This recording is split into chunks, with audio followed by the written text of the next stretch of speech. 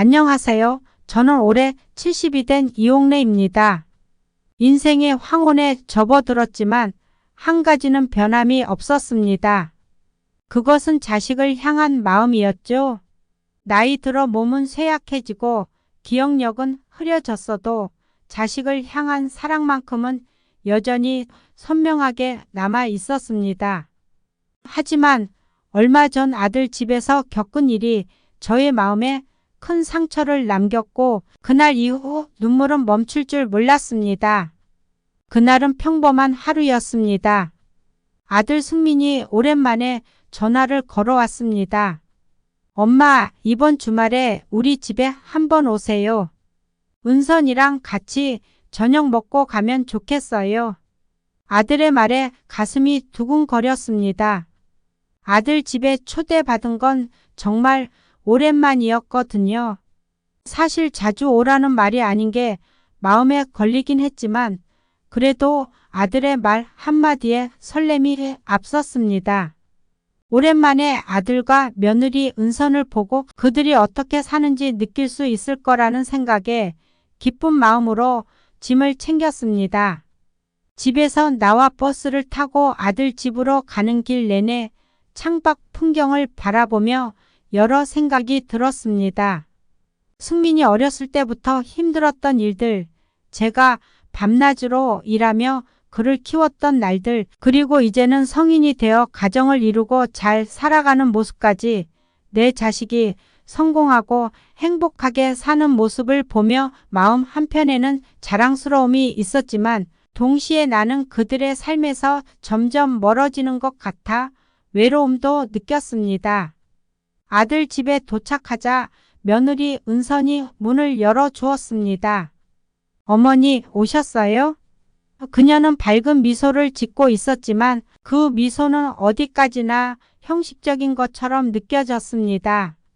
그 차가운 눈빛을 순간적으로 느꼈지만 나는 그저 내가 예민하게 느끼는 걸 거야 하고 넘기기로 했습니다. 저녁은 평범하게 흘러갔습니다. 은선이 준비한 음식은 맛있었고 승민은 직장에서 있었던 일들을 이야기하며 분위기를 부드럽게 만들려고 했습니다. 하지만 은선은 식사 내내 불편한 표정을 짓고 있었습니다. 그녀가 내게 말은 걸었지만 그 대화 속에는 어색함이 가득했고 승민 역시 그런 분위기를 느끼는 듯 했습니다. 왜 이렇게 불편해하는 걸까? 나는 이유를 알 수 없어 답답한 마음이었지만 조용히 저녁 시간을 보내기로 했습니다. 식사 후 방에 들어가 쉬려는데 갑자기 들려오는 아들과 며느리의 목소리에 귀가 번쩍 뜨였습니다. 당신 어머니 진짜 냄새 안 느껴져? 여기만 오면 집 안 공기가 탁해지는 것 같아. 솔직히 너무 힘들어. 알아, 나도 느끼고 있어. 그런데 뭐 어떻게 하겠어. 그래도 엄마인데 이번이 마지막이었으면 좋겠어. 더 이상은 못 참겠어. 내가 참을 만큼 참은 거 알아? 그 대화를 듣는 순간 내 가슴이 철렁 내려앉았습니다. 내가 그토록 사랑하는 아들이 나에 대해 이런 생각을 하고 있었다니. 그리고 며느리는 내가 집안의 불편한 존재로 느껴진다는 것을 그토록 대놓고 표현하고 있었습니다. 나는 그저 침대에 누운 채 눈을 감고 말없이 눈물을 삼켰습니다. 그들의 대화가 이어질수록 가슴이 아프고 숨이 막히는 것 같았습니다. 그날 밤 잠을 설친 저는 아침 일찍 눈을 떴습니다. 여전히 어두운 방 안에서 눈을 뜨고 있자니 마음속에 밀려오는 쓸쓸함이 가시질 않았습니다.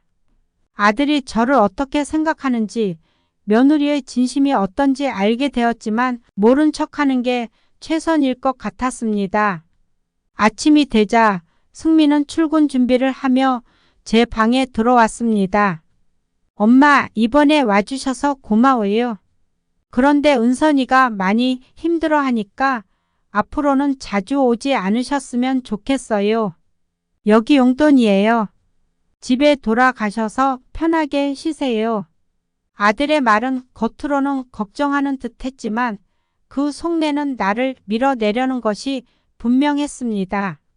용돈을 건네는 그의 손길도 차갑게 느껴졌고 나는 그저 고개만 끄덕일 수밖에 없었습니다.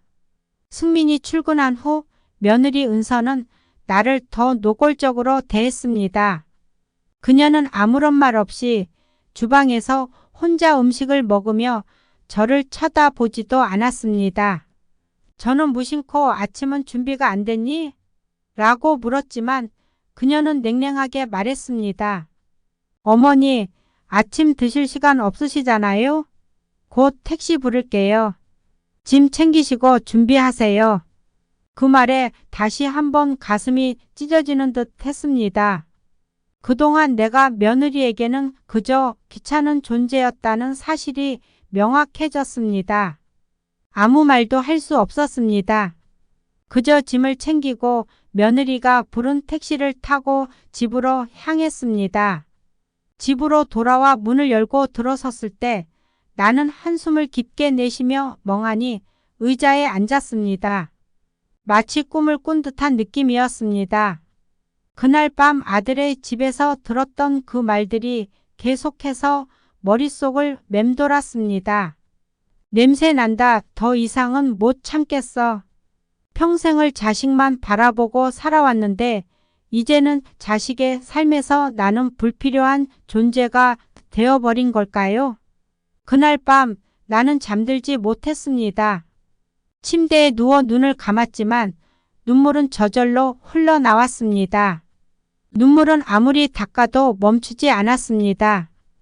아들을 생각할수록 그날의 말들이 떠오를수록 마음이 무너져 내렸습니다. 그동안 내가 쌓아왔던 모든 사랑과 희생이 한순간에 부정당한 기분이었습니다.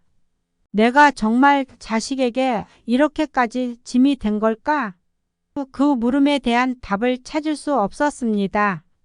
시간이 지나도 그 상처는 아물지 않았고 그날 이후로 눈물은 멈추지 않았습니다. 자식을 향한 내 마음은 그저 무겁고 슬프기만 했습니다.